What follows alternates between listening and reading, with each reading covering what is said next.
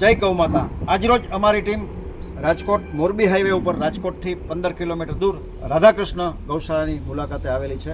વર્ષો થયા મારી બાજુમાં ગૌસેવક ઊભા છે, એ 350 જેટલી ગૌ માતાનું શ્રેષ્ઠ રીતે જતન કરી રહ્યા છે। મિત્રો, 33 કરોડ દેવતાનો જેમાં વાસ છે। ગાયને રૂવાડે રૂવાડે એક એક ભગવાન, એક એક દેવતા બિરાજે છે।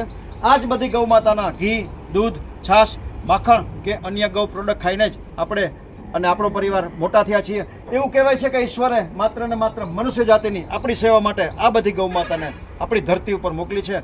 આવી આ વિશ્વની માતા, પૂજનીય ગૌ માતા આજે ઠેર ઠેર બેહાલ પરિસ્થિતિમાં પોતાના દુઃખભર્યા દિવસો વિતાવી રહી છે।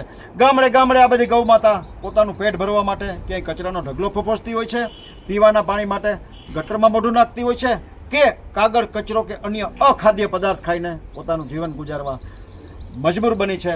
મારી બાજુમાં ગૌસેવક ઊભા છે ને, આવા ગૌસેવકો આપણી ધરતી ઉપર આપણા દેશમાં પાયકા છે ને, એટલે જ આ બધી ગૌ માતા આજે આપણી વચ્ચે વિચરણ કરી રહી છે।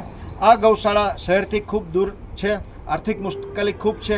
અહીંયા આપ જોઈ રહ્યા છો, આ એક વંડો જે તૂટી ગયો છે એ બનાવવાની ખાસ જરૂર છે। આવી જ રીતનો વંડો બીજી સાઈડમાં પણ તૂટી ગયો છે।